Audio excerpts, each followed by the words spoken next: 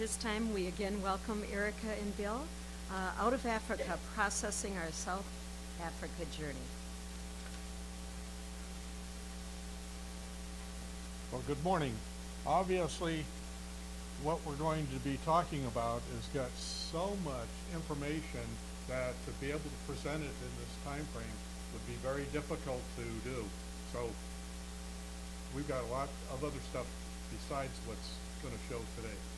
And our journey here started with an interesting aspect that is very complex about what happened, but I have been able to actually become an instructor for the nuclear power plant in Cape Town, which was something that allowed me to go there for 3.5 years, and we actually ended up being 3.5. And the interesting thing about this trip was the fact that I'm going to be working and being paid, and Erica is coming with me, but she is not going to be available to do anything. She can't even work. She has to do everything for free because they don't allow people without a visa to actually work, work visa. And so anyway, what ends up happening is, how does Erica get into society there and meet people with the same values that we have? And one of the most surprising things was that there was a Unitarian church in Cape Town, which is very rare in that whole area. And so it was very fortunate that Erica got this opportunity to do that.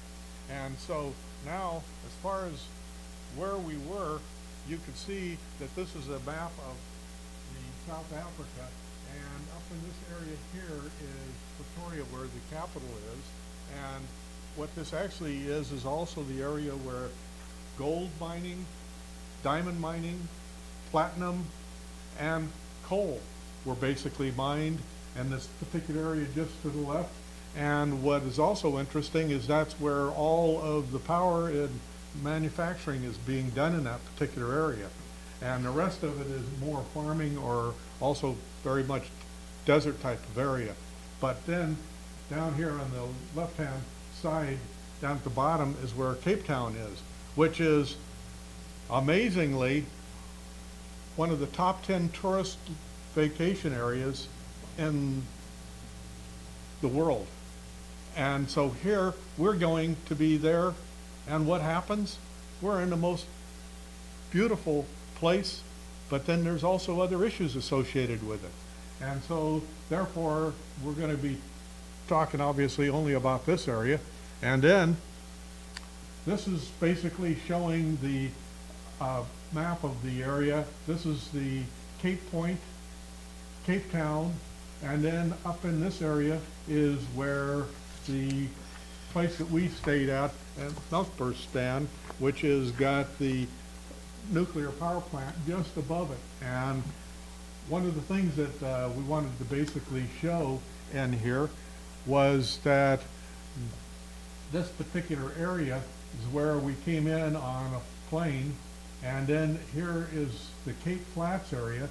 And one of the things that happened in the time when the apartheid issue was about, there were places where only blacks and colored people could actually stay. And that was in the Cape Flats area here. So we'll show you some pictures of that. And also then the whites were in the northern suburbs and then in the southern suburbs. And then obviously here's the Cape Town area, which has got some very wealthy people living in that particular part of the world, even now. So then the next thing is, this is giving us an overview. I don't know if you could tell, this is the Cape Town Cape Bowl. It's the City Bowl, yes. City Bowl. And what this is where obviously the church was, and here is the huge mountain, Table Mountain, which is right next to the sea. And what's the height? It's over 3,000 foot high. And therefore it's got a tremendous different climate all the way around this particular area. And in the back, you could see there's the Cape Point and the 12 Apostles area, and then this is Signal Mountain and the Lion's Head, and the harbor in this area. And so this basically is what we're going to be talking about. Now, one of the things is that from here, we went just north, and this is showing where we were actually living in Milkbostan, and here is the Coburg nuclear power station there. And this is our house right on the beach. So we were forced to have to live on the beach. And it's very interesting. The cost of living there is so tremendously small that we could actually afford to stay there.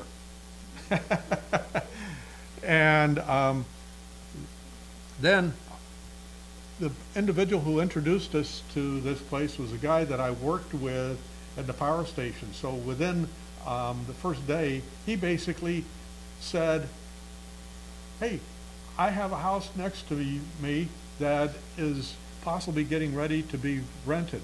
We want to kick the people out that were there. So he basically put it up, and we basically got a chance to rent it. So his house is showing, so there's where we were staying, and his house is right above us, and he has a wonderful view, and it's a castle. And we won't even talk about that now because it's just tremendous. And then the next thing is I'm going to turn this over to Erica.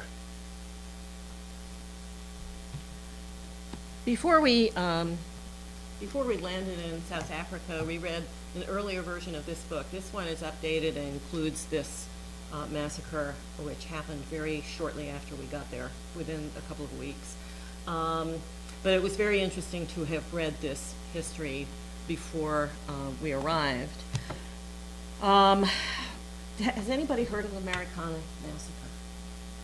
Nobody has heard of it. It was in the international news, but I guess it didn't make a whole lot of impression and wasn't widely reported. It happened that there was a wildcat strike at the Americana mine. It was a platinum mine in that same mining area that you saw. It's a little west of Johannesburg and Pretoria. And there were some disputes between different unions. The National Union of Mine Workers was being rejected by a group who felt that they were too close to the mine owners and too close to the government.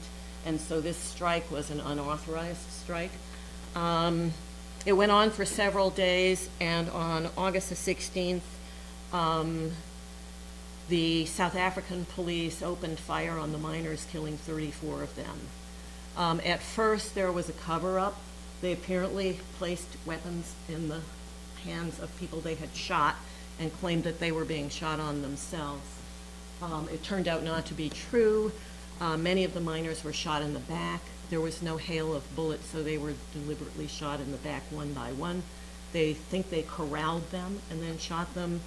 It was widely thought to be the worst massacre since Sharpeville.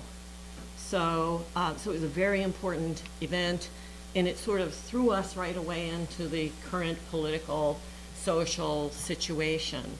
The miners themselves, the way the mines were run is a relic of the apartheid era, and in particular of Cecil Rhodes, who set up the system of having male men in barracks at the mines who would not go home to see their families but once a year for about 3 weeks. So this was continuing this sort of oppression. The mines owners said they couldn't afford to pay the miners anymore. They were asking for a 300% increase in their pay, but from the equivalent of about $400 a month to something more livable.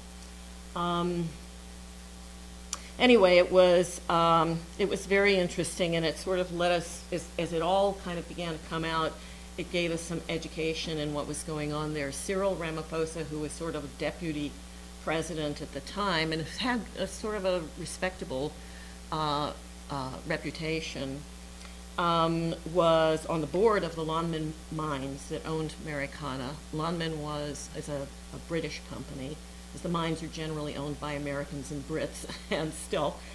And he had been an official with NUM, with National Union of Miners, and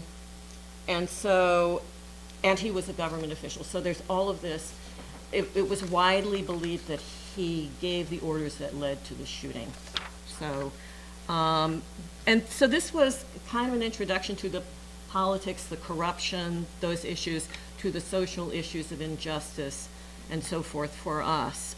It was only about 6 months later that issues around the building of so-called security improvements at Kandla, which was Jacob Zuma's compound in KwaZulu-Natal, began to come out.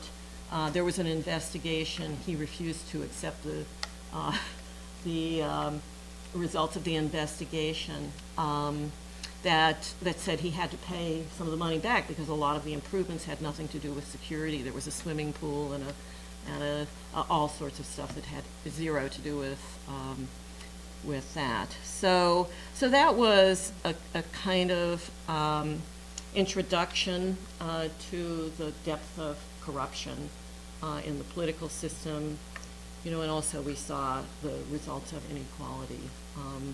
And also this problem with the police shooting unarmed citizens was also a holdover from apartheid, where the police, as one writer mentioned in an editorial in the Cape Times, that the police under apartheid thought of themselves as paramilitary and thought of the people as the enemy, and that continued after apartheid was gone. So Bill will talk to you a little bit about his work now. And Koeberg is the nuclear power station that is in the Cape Town area, and you can see the picture here that shows this. And we were living very close to, obviously, where the power plant was, and I was working for 8 hours a day teaching new individuals how to operate the plant. Now, it's very interesting, the fact that this is almost 20 years after the apartheid was basically gotten rid of, and the power plant was mainly whites that were operating the plant itself. And of course, then you have to take and get blacks to take over because that's what they wanted to do. So coloreds and blacks they were bringing in. Now the big problem was that because of the way apartheid was set up, the people who were growing up that were black and colored did not have the education that was allowed for the whites. As a matter of fact, the whites the blacks and coloreds could not be taught math or science because of the fact that they didn't want them to be able to take over jobs from the whites. Now, after apartheid ended, here you've got these people that did not have the education or the growing up. And most people, when they grow up, if they've got electricity, water, and automobiles and other things that are around, the children are able to gain a lot of information before they go to school. Well, they didn't have that background. So here the people are coming to this power plant, and they didn't have the background as children, and also as going to school. After apartheid, you would think that they were going to put the schools together and actually teach the people. And the actual schools are in worse shape than they were for teaching than under apartheid. And that's a big shame for the fact that you've got these very intelligent people and they didn't get the education. And when I actually was teaching the people at the Koeberg Power Station, the individuals that were there were essentially almost 20 years after the end of apartheid. And they were just now getting the people involved so that they could get rid of the discrimination against the coloreds and the blacks. And so all the people I was teaching, for the most part, was of those backgrounds. And it was very interesting because I was trying to help them get away from the aspect of when you grow up and you have a boss, the boss is basically the one who's in charge, and anything that he wants, you do, without any kind of saying, hey, maybe there's a mistake here. And the problem is that when you're operating a nuclear power plant, if the boss makes a mistake and you don't say, hey, there's a problem, you can have a big accident. So this becomes very important to teach people to change this cultural background so that it actually can be taught properly. So I was there for 3 years doing that, and I enjoyed it, and I had met a lot of people that were basically, obviously, of the background of what South Africa was, not the South African apartheid people, which were a different group.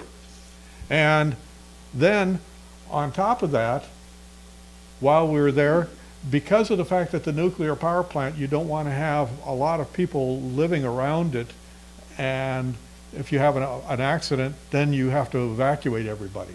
So what they did is they put a nature reserve around the power plant. And this particular thing just shows where everything is located in a particular nature reserve.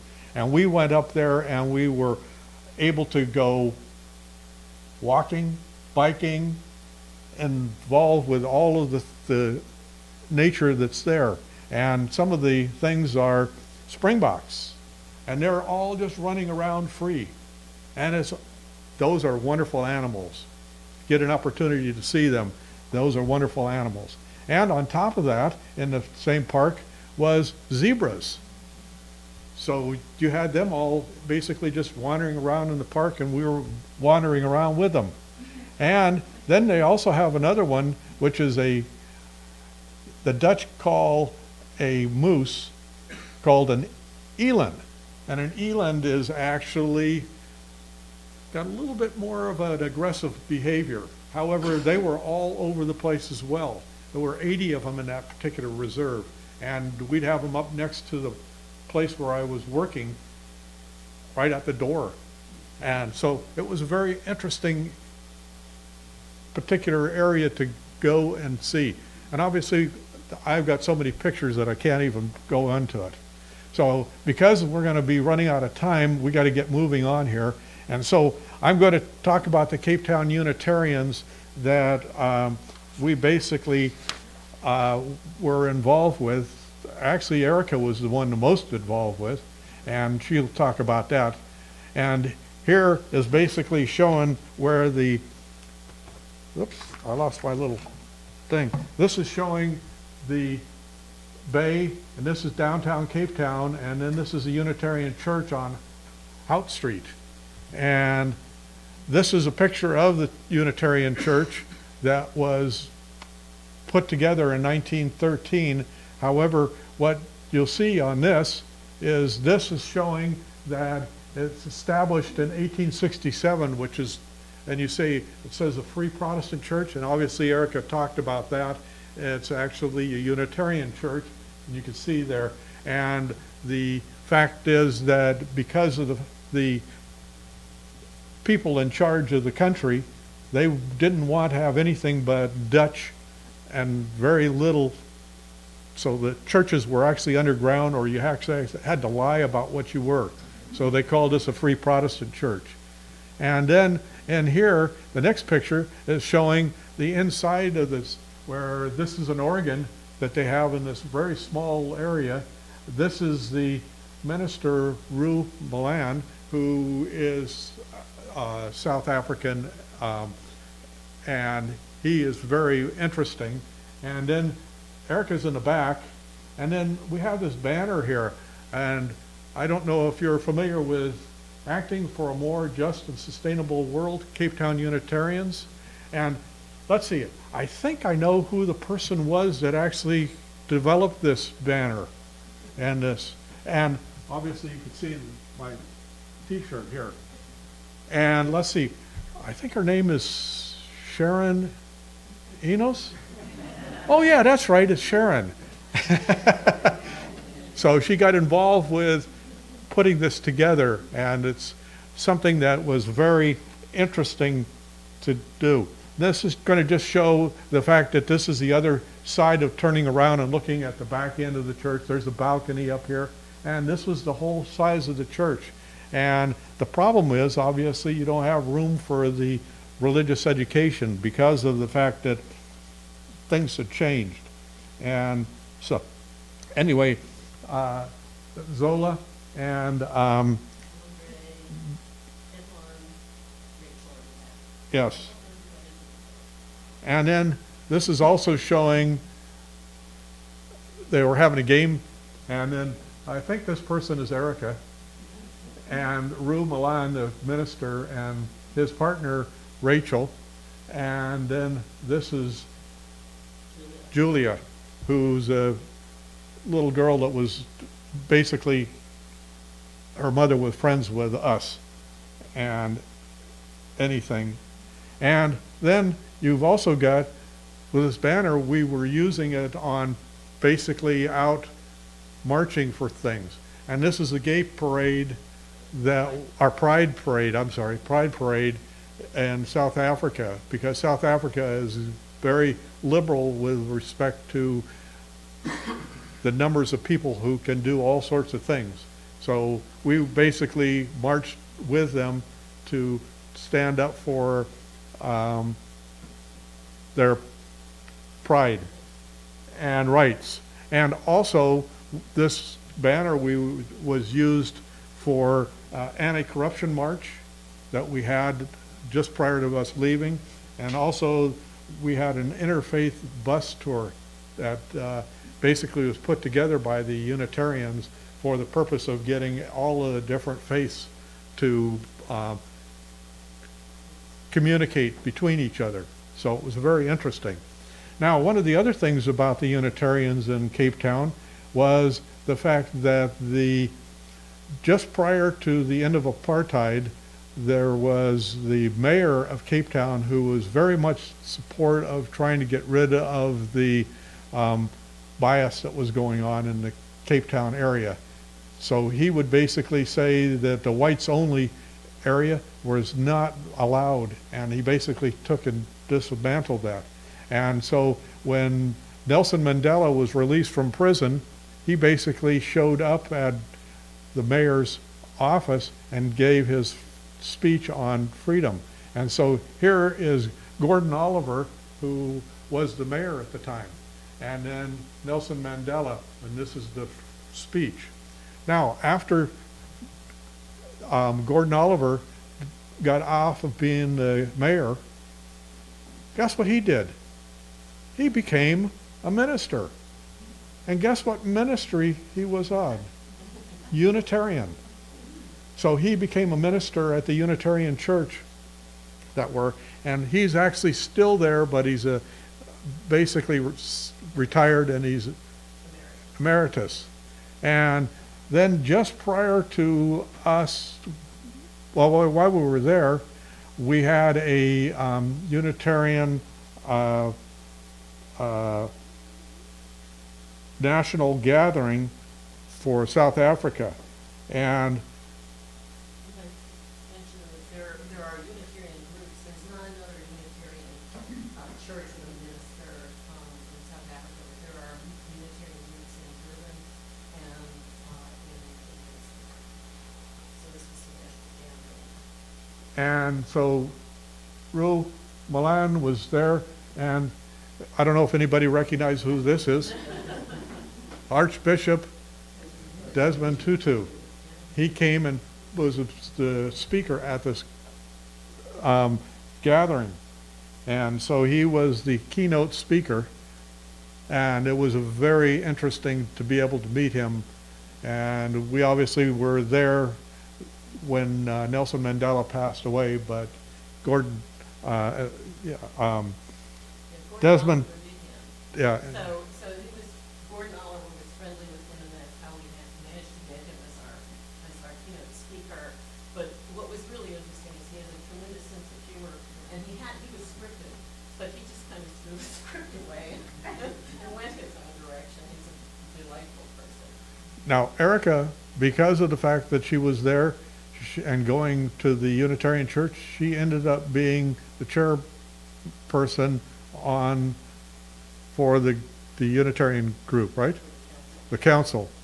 And now she's going to talk, and we're kind of running out of time. I don't know if anybody wants us to stop right at the 11 o'clock, but what we'll do is we'll go as far as we can. So